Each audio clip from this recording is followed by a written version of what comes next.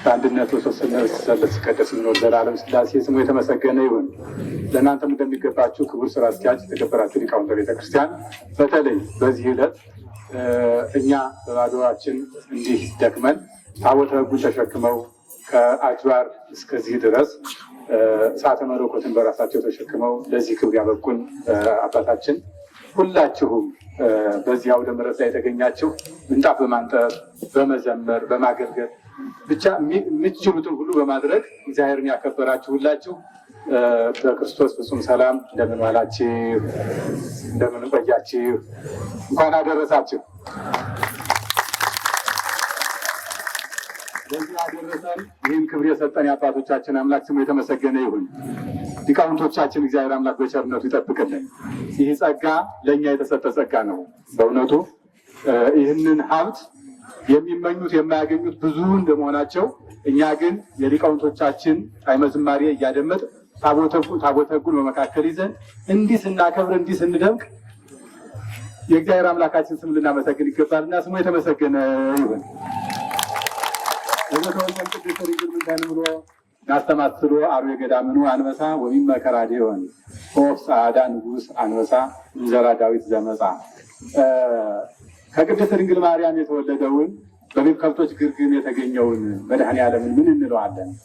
አርዌ ገዳምኑ አንበሳ በምድረ በዳ አንበሳ ወጣም ገዳም ብሎ ዕዝራ የተናገረለት ከምድረ በዳ የተገኘ ወይም በምድረ በዳ የሚኖር በአባቱ ድምፅ ከድካም ወደ ኃይል የሚሸጋገረውን በአባቱ ጣሂር በአባቱ ድምፅ በሶስተኛው ቀን የሚታደሰውን ኃይል የሚያገኘውን አንበሳ እንለዋለን ወይስ ወፍ ጻዕዳ ንጉሠ አንበሳ ወይስ ጻዕዳ ወፍ ከራዲዮን የሚባል ጻዕዳ ወፍ እንለዋለን? እነዚህ ሁለት አስገራሚ እንስሳት በተፈጥሯቸው አንዱ የክንፍ አንዱ የእግር ነው። እነዚህ ሁለቱም አስደናቂ ፍጥረታት ናቸው።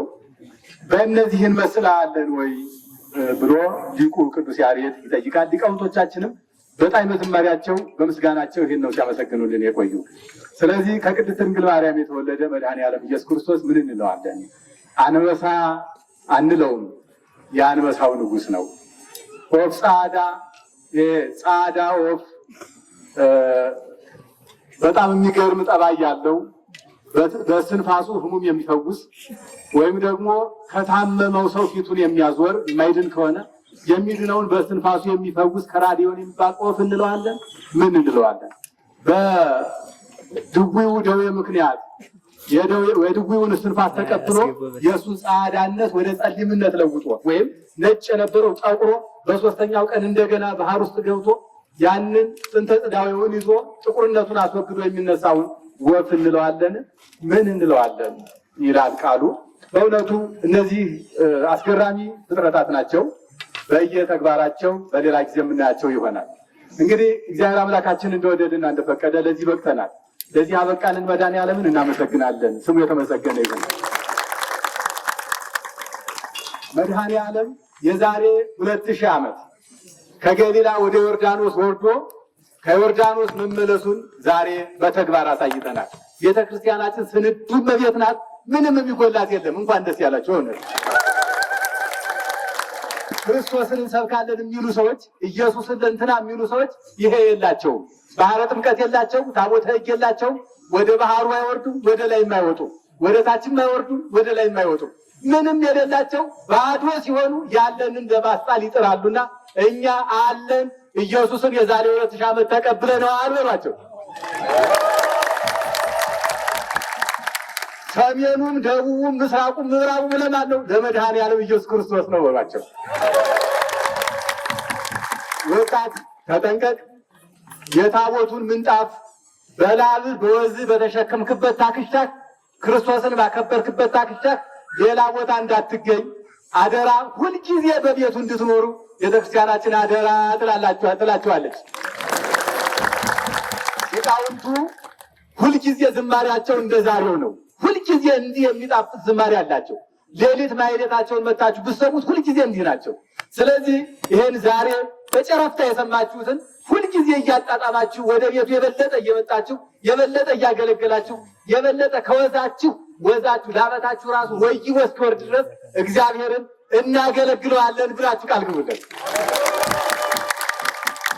ምክንያቱም ሰው የተፈጠረው እግዚአብሔርን አመስግኖ ክብሩን ለመውረስ ነው። ስሙን ለመቀደስ በሉ እስኪ ክብሩን ለመውረስ ምንድን ነበር ያልኳችሁ? እስኪ መልሱት። ለዚህ ነው የተፈጠርን እንጂ ለመጠላላት፣ ለመጠላለፍ፣ እንዲሁም ለመጨፈር፣ ለማጨስ፣ ለመቃም ለዚህ ሁሉ አልተፈጠርንም። የተፈጠርንለት ለምንድን ነው? ስሙን ለመቀደስ በሉ ክብሩን ለመውረስ የማንን ለዘተወልደ እምቅድስት ድንግል ያሉትን ቅድም ሊቃውንቱ ከቅድስት ድንግል ማርያም የተወለደው መድኃኔዓለም ማን እንለዋለን? በምን እንመስለዋለን? እነዚህን እንስሳት አነሳ፣ በዚህም አይመሰልም። ስለዚህ ሰማያዊ ንጉሥ በምድራዊ ነገር ሊመሰል አይችልም። ግን እነዚህ ያሳዩታልና ይህንን መድኃኔዓለምን እንዳከበር ዛሬ ምንጣፉን ነው የተሸከምን። ደግሞ ነገ ቅዱስ ሥጋውን ክቡር ደሙን መቀበል አለብን። በተክሊል መጋባት አለብን። ድንግልናችን መጠበቅ አለብን። ወደ ቤቱ የበለጠ መምጣት አለብን። የቤተ ክርስቲያን ስራ በዚህ ቀን እንዲህ አድርጊያለሁ ብለን እንደዝና እንደንትን የምናወራው አይደለም። ሁልጊዜ እስከ ሞት ድረስ የምንኖርለት ነው። ለቤተ ክርስቲያን አገልግሎት ጡረታ የለም። በሽምግልናም ሆነ በሕመም ሁልጊዜ ወደ ቤተ ክርስቲያን ነው እና ሁልጊዜ በቤተ ክርስቲያን እንድትኖሩ ወጣት ጉልበታችሁን ለመድኃኔዓለም እንድትሰጡት አደራ እንላለን። እግዚአብሔር ይስጥልኝ። ስብሐት ለእግዚአብሔር። ዓመት ያድርሰን።